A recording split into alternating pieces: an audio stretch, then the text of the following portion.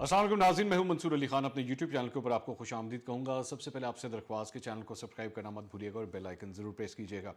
नाज़रीन, आज के इस वीलॉग में बात करनी है बशीर मेमन साहब के हवाले से। साबिक DG FIA, आप जानते हैं कि जब से उनका इंटरव्यू आया है तब से लेकर अब तक काफ़ी टॉक शोज़ के अंदर, मेरे टॉक शो के अंदर भी इस पर बड़ी डिटेल से बात हुई और मुख्तलिफ़ किस्म के इल्ज़ामात दर इल्ज़ामात एक दूसरे के ऊपर लग रहे हैं। बशीर मेमन साहब ने जो इल्ज़ामात लगाए थे और उसके बाद पाकिस्तान तहरीक इंसाफ की हुकूमत के मुख्तलिफ वज़रा की जानिब से जो इल्ज़ामात लगाए गए, ये सिलसिला चल रहा है।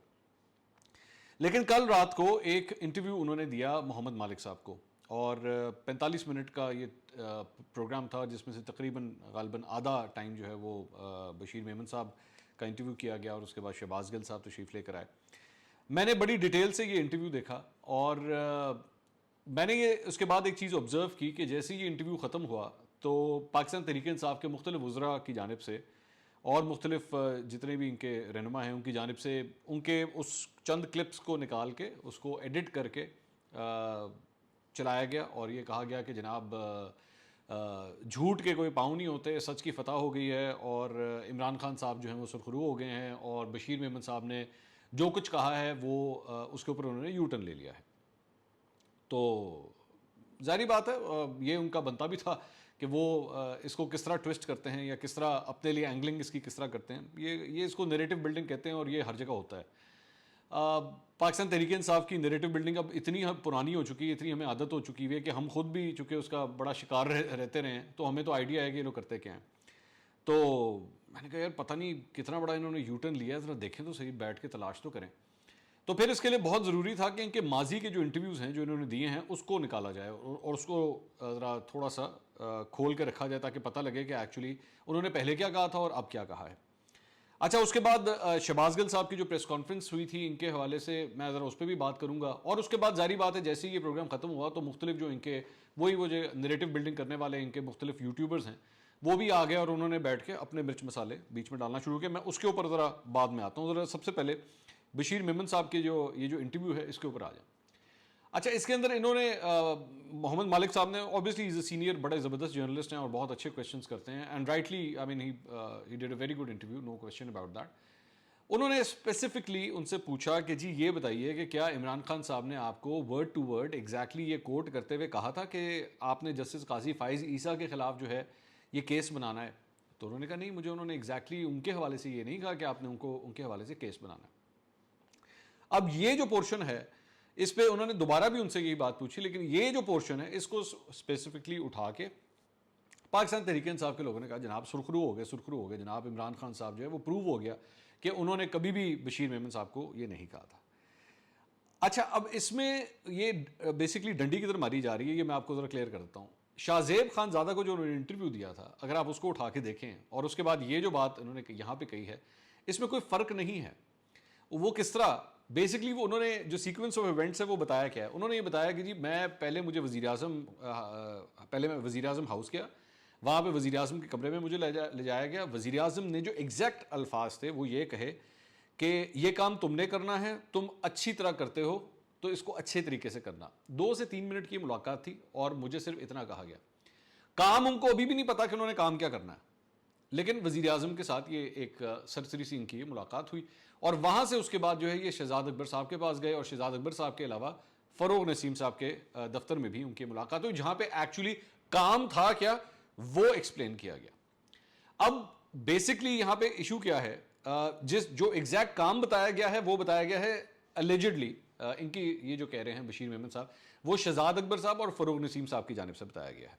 ये दोनों बशीर मेमन साहब ये बात कह रहे हैं। वज़ीर आज़म ने सिर्फ इतना, इनके मुताबिक उनको इतना कहा कि जनाब आपने काम करना है और अच्छी तरह करना है, बस दैट्स इट।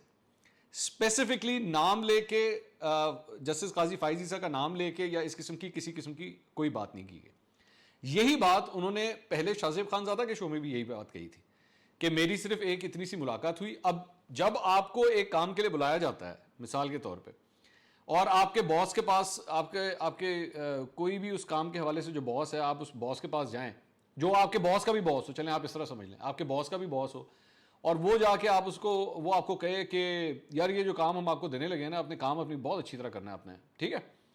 वो कहेगा जी ठीक है, सारी बात है, मुझे कोई असाइनमेंट मिलने वाली है तो जो जिसके बारे में मुझे जो है वो मेरे बॉस का बॉस मुझे कह रहा है, उसके बाद आपका बॉस मिसाल के तौर पे आपको ले जाता है और वो कहता है अब मैं तुम्हें बताता हूं काम है क्या। तो बॉस के बॉस ने जो काम दिया था वो तो ऑटोमेटिकली इसके साथ अटैच हो गया ना कि एक्चुअली आप क्या क्या रहे थे। तो ये बशीर मेमन साहब की टोटली ये कहानी है कि एक्चुअली ये दोनों का इस तरह आपस में लिंक बनता है कि इमरान खान साहब ने मुझे ये कहा था। अब सवाल ये है कि इसको जारी बात है ट्विस्ट करके इन्होंने कहा जी आपको उस वक्त स्पेसिफिकली तो नहीं कहा था, तो स्पेसिफिकली दूसरी चीजों की तरफ आ जाते हैं।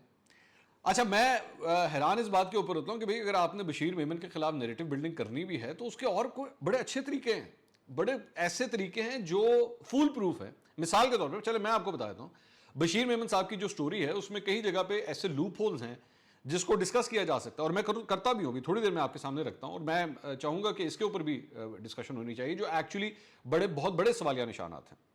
लेकिन ये जो सीक्वेंस ऑफ इवेंट्स है इसमें किसी किस्म का कोई झोल नहीं है, इसमें किसी किस्म की कोई यू टर्न नहीं है कि बशीर मेमन ने अपने इल्जाम वापस ले लिए, इसमें किसी किस्म का कोई गलत फहमी इसके अंदर नजर नहीं आती, एक बात। अच्छा, दूसरी बात ये वो क्लैरिटी कहाँ पे कहते हैं कि जी बिल्कुल स्पेसिफिकली नाम लेके मुझे कहा गया। उन्होंने कहा जी मुझे नवाज शरीफ के बारे में, शहबाज शरीफ के बारे में, सलमान शहबाज के बारे में, हमजा शहबाज के बारे में, मरियम नवाज, ख्वाजा आसिफ, शाहिद खाकान अब्बासी, नफीसा शाह, राना सनाउल्लाह, मुस्तफ़ा नवाज खोकर, अरसलान इफ्तिखार और साबिक चेयरमैन नैब कमर जमान के हवाले से स्पेसिफिकली बात की गई। आरिफ नकवी के हवाले से स्पेसिफिकली बात की गई जो एलिजिडली इमरान खान साहब के दोस्त हैं, और उन्होंने इनको ये कहा कि यहाँ तक कि कहा भी, वो ये कह रहे हैं कि यहां तक कि मुझे कहा भी कि तुम्हें नहीं पता वो मेरा दोस्त है, उसकी कंपनी को कितना नुकसान हो चुका है। ये बात वो स्पेसिफिकली इमरान खान साहब को कोट करके ही कह रहे हैं, तो इसमें कोई झोल नहीं है, इसमें किसी उन्होंने स्पेसिफिकली नाम लेके कहा है कि मुझे इमरान खान साहब ने ये सारी बातें कही हैं। दूसरी बात ये उन्होंने कहा कि जी मैंने इस मौके के ऊपर उनको ये कहा कि आप ये जिस किस्म के काम हमसे करवाना चाह रहे हैं ये FIA के काम नहीं है, आपको चाहिए या तो ये मामला जो है वो उन्होंने कहा कि जी हम FBR को भी बीच में इन्वॉल्व करेंगे, FBR के थ्रू भी ये किया जा सकता है, नैब के थ्रू हम करवाएंगे, नैब के थ्रू भी हो सकता है। तो इस तरह ये सारी बेसिकली बात हुई। अच्छा, अब दूसरी बात ये कि वो ये कह रहे हैं कि जनाब जुडिशल कमीशन इसके ऊपर बना दें, जुडिशल कमीशन बना दें तो दूध का दूध और पानी का पानी हो जाएगा। हुकूमत का ये कहना है, शहबाज गिल साहब उस प्रोग्राम में ये फरमा रहे थे कि जुडिशल कमीशन की जरूरत ही नहीं, शहजाद अकबर साहब ने जनाब उनको जो है वो हरजाने का नोटिस भेज दिया है, ये मामला जो है अब वहीं पे डिस्कस होता रहेगा। नहीं, वो इसलिए मैं आपको इसकी वजह बताता हूँ। तकरीबन गालबन अब 4 साल हो चुके हैं इमरान खान साहब के ऊपर ही एक डेफेमेशन का केस हुआ हुआ है जो शहबाज शरीफ ने किया हुआ है, ठीक है। तो 4 साल से तो वो केस अभी तक चल रहा है, वो 4 साल से उस केस का ही अभी तक फैसला नहीं हुआ। तो जो चीज 4 साल से चल रही है उसका हमने क्या अचार डालना है, उसका क्या फायदा। आप जुडिशल कमीशन बना दें और मेरी नजर में बशीर मेमन साहब को आप झूठा करार दे दें, और वो बहुत सी ऐसी चीजें हैं जिसके ऊपर मेरी नजर में बशीर मेमन साहब पकड़े जा सकते हैं। मिसाल के तौर पे एक तो ये मैंने नोट किया कि पाकिस्तान तहरीक इंसाफ का जो है वो एक तरीकाकार है, बल्कि इनका क्या सबका यही तरीकाकार होता है कि जब आपकी लीडरशिप के ऊपर या आपकी पार्टी के ऊपर कोई इल्ज़ाम आए तो सबसे पहले जिसने इल्ज़ाम लगाया, अगर आपके पास इन इल्ज़ामात के जवाब नहीं हैं तो जब सबसे पहले जिस किसी ने भी इल्ज़ाम लगाया है, चाहे वो कोई सहाफ़ी है, कोई सियासतदान है, कोई ब्यूरोक्रेट है, कोई भी है, सबसे पहले उसकी क्रेडिबिलिटी को हिट करें। सबसे पहला काम ये करें कि उसकी क्रेडिबिलिटी को हिट करें। ये बिकावा है, ये चोर है, इसने माजी के अंदर ये किया था, ये किया था, ये किया था, मतलब फाइंड द डर्ट, इसकी पूरी जिंदगी में से क्या क्या गंद आप निकाल सकते हैं और वो निकाल के जो है ना वो मार्केट में लेकर आए, वो सोशल मीडिया के ऊपर फेंके, उसको डिस्कस करें ताकि डिबेट यहां शुरू हो। क्योंकि इसकी वजह क्या है, जब ये डिबेट होगी ना उसकी माजी के बारे में, उसकी क्रेडिबिलिटी के बारे में, उसकी जात के बारे में, तो यहां पे जो इशू शुरू हुआ था डिबेट का, which is the actual case, वो धुंधला जाएगा। This is the classic way of narrative building. ये बड़ा आसान तरीका है, ये पूरी दुनिया में ये किया जाता है, हर पॉलिटिशियन जो है वो ये काम करता है, और पाकिस्तान तहरीक इंसाफ भी अब यही कर रही है। वो जो शहबाज गिल साहब की प्रेस कॉन्फ्रेंस थी ना जिसमें उन्होंने घी मिल और इसके हवाले से ये सारा कुछ किया, इट वॉज एब्सोल्युटली इररिलेवेंट। इन सारे मामला के साथ किसी किस्म का कोई ताल्लुक नहीं है। अब मिसाल के तौर पर चले मैं इसी की एग्जाम्पल ले लेता हूँ। ये बात करते हैं कि जनाब वो कोर्ट से जो है वो स्टे ऑर्डर हमने लिया है, वो स्टे उन्होंने नहीं लिया, आई मीन कोर्ट ने जो है वो स्टे ऑर्डर दिया है इनकी मिल के खिलाफ, क्योंकि इन्होंने कॉपीराइट इन्फ्रिंजमेंट की थी जिसकी वजह से जो है वो स्टे मिला हुआ है। एक कानूनी मामला है जो कि अदालतों में चल रहा है। मैं कहता हूँ इसके अंदर बशीर मेमन जो है वो गिल्टी भी होंगे, इन्होंने शायद अगले का नाम भी कॉपी किया होगा, इन्होंने 2 नंबरी भी की होगी। सवाल ये है कि इनके जो इल्ज़ामात यहाँ पे हैं। ये केस अपनी जगह है, ये केस अलग है। आप इन दो चीजों को इकट्ठे मिक्स नहीं कर सकते। अगर किसी ने कॉपीराइट इंफ्रिंजमेंट की है, उसका मतलब यह नहीं है कि वो मुल्क के वजीर आजम के ऊपर या शहजाद अकबर के ऊपर या फरूक नसीम के ऊपर जो इल्जामात लगा रहा है उसमें किसी किस्म की कमी वाक़ होगी है। अगर इन इल्जामात में किसी किस्म की कोई कमी वाक़ होनी है या उसमें कोई झोल नजर आना है तो वो इस केस से रिलेटेड सवालात से होगा, घी बनाने वाली मिल से नहीं होगा। ठीक है, अब मिसाल के तौर पे चले मैं एक आपको एग्जांपल यही सामने रख लेता हूं। अभी NA-75 डस्का के अंदर इलेक्शंस हुए, ठीक है, उसके अंदर रिटर्निंग ऑफिसर ने रिपोर्ट अपनी जमा कराई कि जनाब बड़े सस्पिशियस किस्म के ये इंतखाबात हुए हैं। इलेक्शन कमीशन ऑफ पाकिस्तान ने पाकिस्तान तहरीक इंसाफ के खिलाफ फैसला दिया। इस्लामाबाद हाई कोर्ट ने इनकी पिटिशन को रद्द कर दिया। सुप्रीम कोर्ट ऑफ पाकिस्तान में भी जो फैसला था वो इलेक्शन कमीशन ऑफ पाकिस्तान के हक में आया, इंतखाबात दोबारा हुए। यानी कि ये प्रूव हुआ कि एक्चुअली NA-75 डस्का के अंदर धांधली हुई, रात को जो प्रिजाइडिंग ऑफिसर्स थे वो गायब हुए।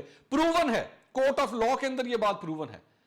तो इसका क्या मतलब है कि इमरान खान साहब को जो है वो एक धांधली करने वाला वजीर आजम बना के उनको फारिग कर दिया जाए।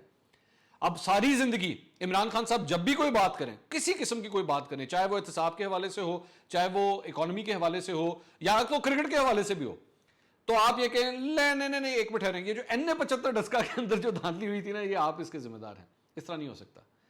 NA-75 डस्का के अंदर जो धांधली हुई, जो उसके जिम्मेदार थे, that's absolutely a separate topic.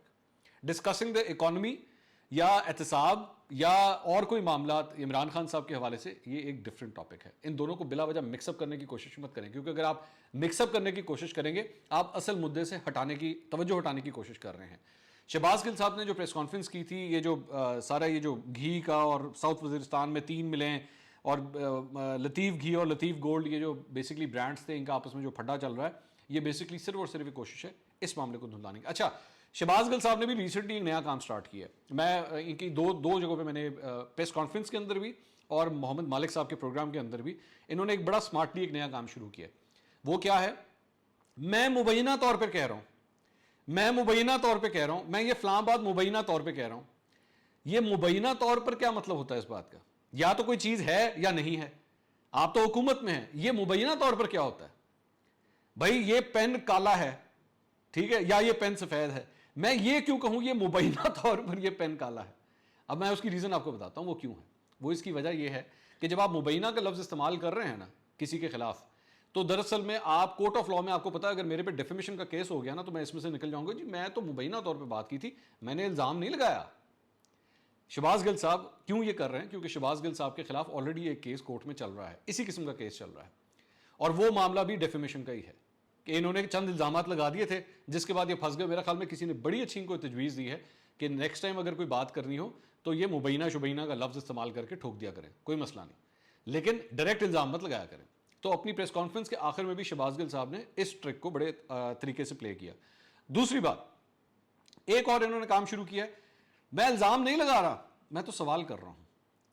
अच्छा, ये भी टिपिकल एक बेसिकली बीच में से निकलने की बात है कि नैरेटिव भी बिल्ड हो जाए, मैं कहूं भी कुछ ना, मैं तो सिर्फ सवाल उठा रहा हूं, दैट्स इट। भाई आप कौन होते हैं सवाल उठाने वाले? आप सीधा सीधा इल्जाम लगाएं। सवाल उठाना तो सहाफियों का काम है, आप सहाफी हैं। बहरहाल चलें, ठीक है, एक टैक्टिक है वो इस्तेमाल कर रहे हैं बेसिकली अगले को गंदा करने के लिए, लेकिन एक टैक्टिक है ये अगले को गंदा करने का। अच्छा, अब आ जाइए इस इशू के ऊपर कि जो कुछ भी इन्होंने इल्जामात लगाए हैं इसमें लूप होल किधर हैं। अब मैं आपको बताता हूं, अगर नैरेटिव बिल्डिंग की करनी है तो मैं आपको बताता हूं कि लूप होल्स किधर हैं। लूप होलिंग की बात के अंदर यहाँ पे ये है कि पहले ये कहते हैं कि जी मैं वज़ीर आज़म से मिला, वज़ीर आज़म ने मुझे कहा कि जी आपने काम करना है और आपने इसका ज़रा ध्यान रखना है। तो बेसिकली ये प्लॉजिबल डिनायबिलिटी का, जिस तरह मोहम्मद मालिक साहब ये बात कर रहे थे, ये क्लासिक केस है कि आप साफ साफ कह सकें जी मैं तो इस बारे में तो कह नहीं रहा था, मैं तो ये कह रहा था कि आपने FIA का काम बहुत अच्छी तरह करना है, मैंने तो कभी भी इस बारे में बात ही नहीं की। ये भी एक क्लासिकल तरीका होता है और गालिबन इमरान खान साहब इसमें से निकल भी जाएंगे। मेरा नहीं ख्याल कि इमरान खान साहब के ऊपर जो है वो किसी किस्म की ऐसी कोई प्रॉब्लम आएगी कि वो इस मामले में फंसे। हाँ, अलबत्ता फिर बात आती है शहजाद अकबर और फ़रूक नसीम के हवाले से। शहजाद अकबर और फ़रूक नसीम के हवाले से इनको प्रूफ चाहिए होंगे सिर्फ इन बातों के ऊपर, क्योंकि मैं जो कुछ दिनों से देख रहा हूँ वो ये है कि जिसमें वो बार बार ये कह रहे हैं कि जी आप मेरी लॉग बुक्स निकाल के देख लीजिए, मेरी गाड़ी की बुक्स निकाल के देख लीजिए, मैं फ़लाँ दिन विजिट करने गया था। इट डजेंट मैटर, उससे कोई फ़र्क नहीं पड़ता। आप DGFIA थे, आपको 10,000 कामों के लिए बुलाया जा सकता था, आपको इसको प्रूव करना होगा। सिर्फ इतनी सी बात से आप ये नहीं कह सकते कि जनाब मैं वहाँ पे गया था तो आप DGFI ये 10,000 दफ़ा मिल सकता है वज़ीर आज़म से। बहुत सी चीज़ें हैं जिसके ऊपर वज़ीर आज़म आपको ब्रीफ कर सकते हैं, आपको बुला सकते हैं। वो और मिनिस्ट्री ऑफ इंटीरियर उस वक्त थी ही वज़ीर आज़म के पास, तो अगर उन्होंने इस चक्कर में आपको बुला भी लिया तो उसमें कोई बुरी बात तो नहीं है, एक बात। दूसरी बात यह कि अगर मिसाल के तौर पे वो आपसे कह रहे हैं कि जी आप नवाज शरीफ, शहबाज शरीफ, सलमान शहबाज, मरीम नवाज, ख्वाजा आसिफ, इन सब लोगों के खिलाफ केसेस बनाएं, तो बीइंग द प्राइम मिनिस्टर वो आपको ये कह सकते हैं, उसमें मेरा नहीं ख्याल कोई गलत बात है। हाँ, ये और बात है, मतलब उसमें अगर आप वो ये आप उनको कह रहे हैं कि नहीं जनाब लॉ के मुताबिक ये नहीं हो सकता, तो उसका एक बड़ा आसान हल जो अक्सर ब्यूरोक्रेट्स जो है वो ये करते हैं, और मैं जानता हूँ ये करते हैं, वो उनको जब इस किस्म का कोई इलीगल ऑर्डर आता है तो वो कहते हैं सर आप हमें रिटर्न में दे दें, आप हमें रिटर्न के अंदर ये इंस्ट्रक्शंस दे दें कि आप ये करवाना चाह रहे हैं, ये फलां बंदे के खिलाफ केस बनाना चाह रहे हैं, ताकि कम से कम जो रिस्पॉन्सिबिलिटी है वो आपके ऊपर है, हमारे ऊपर ये रिस्पॉन्सिबिलिटी ना है। क्या इस किस्म की कोई खतो किताबत वज़ीर आज़म के साथ उस वक्त हुई थी? क्या उनको आपको इन रिटर्न ये कहा गया था कि जनाब ये फलां फलां फलां फलां केसेस बनाए, और क्या आपने इन रिटर्न उनको इनकार किया था या नहीं किया था? तो ये चंद ऐसे एरियाज हैं जिसके ऊपर जो है वो कॉन्सेंट्रेट करने की जरूरत है। तब इनको जब तक इन सवालों के जवाब नहीं देते तब तक मामला नहीं खुलेगा। दूसरी बात ये कि जुडिशल कमीशन का जो मुतालबा वो कर रहे हैं वो कतई तौर पर गलत नहीं है, उसको क्लियरली उसको खुल जाना चाहिए, उससे पता लगना चाहिए। अगर इमरान खान साहब बेकसूर हैं, शहजाद अकबर बेकसूर हैं, फ़रूक नसीम बेकसूर हैं, तो फिर मसला क्या है? कोई प्रॉब्लम ही नहीं है, फिर तो मामला ही हल हो जाता है। बल्कि हुकूमत को तो चाहिए इस पर पहल करें, पहल करके इसको इनके इल्जाम को रद्द कर दें। एक बात। अब आ जाइए वो जो हिमायती टोला है इनका, जो नैरेटिव बिल्डिंग में अक्सर काम करता है, जो इनके यूट्यूबर्स की लिस्ट बैठी हुई है, उनमें से 2-4 की मैंने कुछ वीडियोस देखी। उसमें से एक साहब फरमा रहे थे कि मेरी नज़र में ये मामला अब ख़त्म हो गया है और अब ये इसमें कुछ भी नहीं बचा, और इनकी जो वो बॉडी लैंग्वेज थी ना वो ये बता रही थी।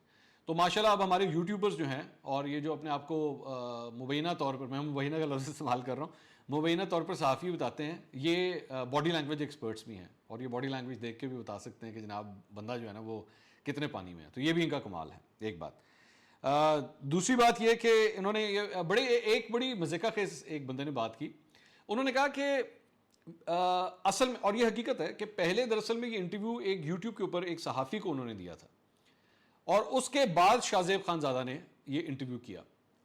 अच्छा, वो कहते हैं कि वो जो इंटरव्यू हुआ था ना, बातें उसमें दोनों में वही हैं, तकरीबन वही हैं दोनों इंटरव्यूज़ के अंदर। वो जो पहले इंटरव्यू हुआ था वो बिल्कुल ठीक था, वो सहाफ़ती तौर पर बिल्कुल सही था, उसमें कोई गलत बात नहीं थी, वो बिल्कुल ठीक था। लेकिन जो बाद में शाहजेब खानज़ादा ने जो इंटरव्यू किया है ना, वो प्लान था, वो बड़ा 2 नंबर किस्म का था। उसमें पूरा प्रोग्राम जो है वो आपने खचाखच उनके साथ भर दिया।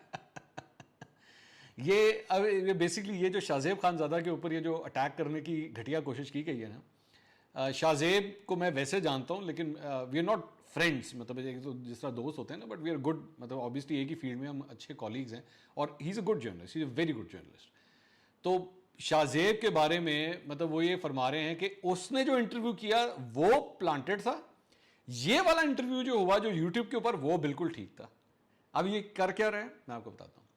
ये बेसिकली उस इंटरव्यू में चूंकि उसकी रेजोनेंस ज़्यादा थी, वो ज़्यादा देखा गया। ऑब्वियसली शाहजेब का इंटरव्यू है, जियो न्यूज़ के ऊपर हो रहा है, वो ज़्यादा देखा जाएगा, तो सबसे पहले तो उसकी क्रेडिबिलिटी को तो थले लेके आओ ना, क्योंकि वो इंटरव्यू फारिग था। ये वाला ठीक है जो उन्होंने कहा, इसकी क्योंकि ये इंटरव्यू कम देखा गया, वो इंटरव्यू बहुत ज़्यादा देखा गया, एक बात। दूसरी बात क्या कि जी वो तो पूरा प्रोग्राम उसके साथ कर लिया।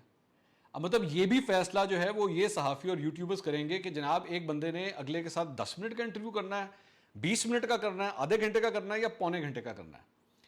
तो ये भी फैसला होना चाहिए, क्योंकि अगर तो 10 मिनट का किया तब ठीक है, लेकिन अगर 20 मिनट का कर दिया तो ज्यादती हो गई, और अगर तो पूरा प्रोग्राम आपने उसके साथ कर दिया ना, तो फिर तो हर सूरत आपने प्लांटेड किया। तो ये बेसिकली एक तो ये मकसद था। दूसरा मकसद वही पुराना मकसद कि जी मेन स्ट्रीम मीडिया को जो है ना हिट करो, यूट्यूब ने बचा के रखो, यूट्यूब की खैर है, मेन स्ट्रीम मीडिया को हिट करो, मेन स्ट्रीम मीडिया को नीचे लेकर आओ कि यहाँ पे जो काम होता है वो 2 नंबर होता है, वो गलत होता है, लेकिन यूट्यूब के ऊपर जो काम होता है ना वो ठीक होता है। अब मैं तो दोनों जगहों पे हूँ, मैं तो यूट्यूब पे भी हूँ, मैं मेन स्ट्रीम मीडिया के ऊपर भी कर रहा हूँ, मुझे तो दोनों में कोई प्रॉब्लम नहीं है। मैं तो अपना काम जो वहाँ करता हूँ मैं यहाँ पे भी कर रहा हूँ। लेकिन बहरहाल, अच्छा, उसके बाद हैरानगी की बात यह है कि ये लोग काम भी करते हैं मेन स्ट्रीम मीडिया पे, इनकी नौकरियां लगी हुई हैं मेन स्ट्रीम मीडिया पे, लेकिन गालियां भी देंगे मेन स्ट्रीम मीडिया को, तो रोजी रोटी लगी हुई है इन लोगों की। खैर, इसी तरह। और उसके बाद ये फिर फरमा रहे हैं कि जनाब ये तो बशीर मेमन तो फारिग, बिल्कुल फारिग हो गया, और जनाब ये तो इमरान खान जो है ना वो उनकी जीत हो गई है, तो भाई इससे बेहतर मौका क्या है? इमरान खान साहब की अगर इस इंटरव्यू के बाद जीत होगी, हुन तो बनाओ जुडिशल कमीशन, अब तो बनाएं और फारिग करें बशीर मेमन को। और आपको क्या चाहिए? अब तो दूध का दूध आपकी नज़र में, दूध का दूध और पानी का पानी हो गया।